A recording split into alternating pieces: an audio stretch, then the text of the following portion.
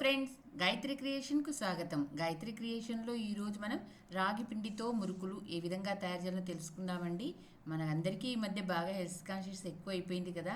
రాగి పిండితో రాగి ముద్ద, రాగి ఉప్మా, రాగి అప్పడాలు, వడియాలే కాకుండా మురుకులు లేదా జంతికలు కూడా ఎలా చేసుకోవాలనో తెలుసుకుందాం. ఇది చాలా ఈజీ అండి. ఈజీగా 15 days ఇవి నిల్వ ఉంటాయి. ఇంట్లో ఏదో ఒక గ్లాస్ తీసుకుందామండి. ఆ గ్లాస్ కొలత పెట్టుకుందాం. ఈ గ్లాస్తో 2 గ్లాసుల రాగి పిండిని తీసుకుందాం. అర్ధ గ్లాసు బియ్యం పిండిని తీసుకుందాం. 2 స్పూన్లు శనగపిండిని తీసుకుందాం. ఇంగువ, 2 స్పూన్ల నూలు, 2 స్పూన్ల వాము.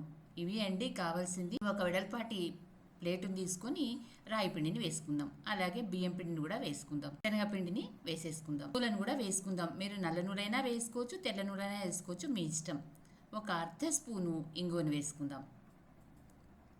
2 స్పూన్ల వామును వేసుకుందాం. వాముని ఈ విధంగా చేతిలో వేసుకొని 2 చేతుల మధ్య బాగా నలిపి వేసుకుందామండి. ఈ విధంగా వేయడం వల్ల వాము యొక్క ఫ్లేవర్ పిండికి బాగా పట్టుకుంటుంది. రుచి తగినంత ఉప్పు. ఈ ఇంగ్రీడియంట్స్ అంతా బాగా కలిసేటట్టు చేతితో బాగా కలుపుదామండి. ఒక 2 నిమిషాలు మొత్తం కలిపేసి 5 స్పూన్ల బాగా కాచినటువంటి వేడివేడి నూనెను ఇందులో పోసుకుందామండి. మీరు వాడే నూనెను వేసుకోండి. వేడిగా ఉంది కాబట్టి స్పూన్తో మొత్తం పిండినంతా ఈ విధంగా కలిపేద్దాం. వేడి చల్లారిందండి. ఇప్పుడు చేత్తో బాగా ఈ పిండిలో నూనె అంతా బాగా కలిసిపోయేటట్టు ఒక 2 నిమిషాలంతా బాగా కలిపేద్దాం. మనము పిండి కలపడంలోనే ఉంటుందండి అవి గుల్లగా రావడము అనేది. ఇలా మనం పిండి ముద్ద చేస్తే ముద్దలాగా రావాలి అంటే మనము పోసినటువంటి వేడివేడి నూనె సరిపోయిందని అర్థం. అలా ముద్ద రాలేదనుకోండి, ఇంకా 2 స్పూన్ల నూనెను కాచి పోయండి. ఇప్పుడు కొద్దిగా నీళ్లను పోస్తూ ముద్దగా తడుపుకుందాం. మరీ నూనె పీలుస్తుందని గట్టిగా తడపద్దండి. మరీ గట్టిగా తడిపినారనుకోండి మనకు ఒత్తడము కష్టమవుతుంది. అవి కాలిన తర్వాత కటు అని పళ్ళకు బాగా శ్రమ అవుతుంది.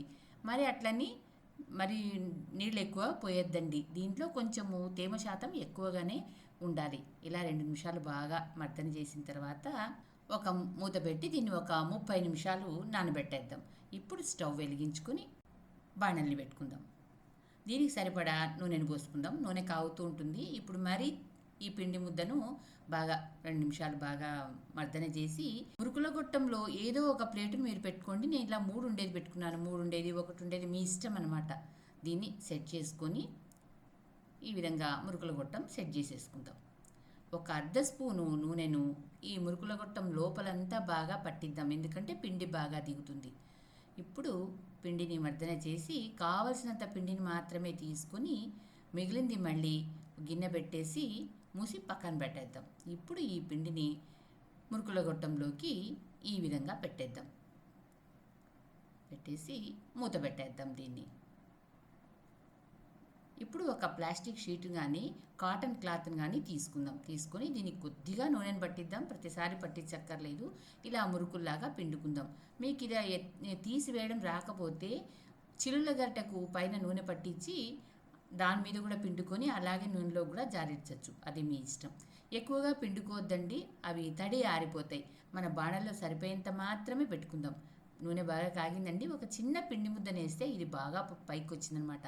అప్పుడు ఈ బాణట్లో ఎన్ని పడతాయో అన్ని మురుకులు మాత్రమే వేద్దాం. నా బాణట్లో 3 మాత్రమే పడతాయి కాబట్టి నేను ఒక 3 జంతికలు లేదా మురుకులను వేసినాను. వెంటనే గరిటె పెట్టి తిప్పకూడదు. ఆ నురుగంతా పోవాలి. పోయిన తర్వాత దీన్ని గరిటె పెట్టి తిప్పాలి. ఇది త్వరగా కాగుతుంది. నూనె కూడా చాలా తక్కువగా పీలుస్తుంది. మనకు ఇది నల్లగా ఉంటుంది కాబట్టి కాలింది అనేది కూడా మనకు తెలియదు. బాగా అబ్జర్వ్ చేస్తే కానీ తెలియదు. నురుగంతా పోయింది కదండి. ఇప్పుడు వీటిని టర్న్ చేద్దాం. ముందుగా మీకు మాట, నా ఛానల్లోని కథలు మరియు వంటలు మీకు నచ్చినట్టయితే ఓ లైక్ చేయండి. మీ బంధువులకు, స్నేహితులకు, తెలిసిన వాళ్లకు షేర్ చేయండి. మరిన్ని టేస్టీ వంటల కోసం, మరిన్ని మంచి కథల కోసం గాయత్రి క్రియేషన్ను సబ్స్క్రైబ్ చేసుకోండి. ఈ విధంగా చిల్లుల గరిటెలో వేసి నూనె అంతా పోయిన తర్వాత గిన్నెలో వేసుకొని మళ్ళీ 2వ విడత 3 మురుకులో 4 వేసేద్దాం. నూనెలో వేసి బాగా కాల్చేద్దాం. ఈ విధంగా మొత్తం పిండిని మనము మురుకుల్లాగా ఒత్తుకోవడము, కాల్చుకోవడము ఈ విధంగా చేసేయాలండి. ఈ రాగిపిండి మురుకులను మీరు తయారు చేసి మీకు ఎలా కుదిరిందో నాకు కామెంట్స్ రూపంలో తెలపండి. ఇవి ఈజీగా 15 రోజులు ఉంటుంది. ప్లాస్టిక్ డబ్బాలో కానీ సిల్వర్ డబ్బాలో కానీ నిల్వ చేసుకోండి. ఎంత క్రిస్పీగా ఉన్నాయి కదా. Thank you for watching.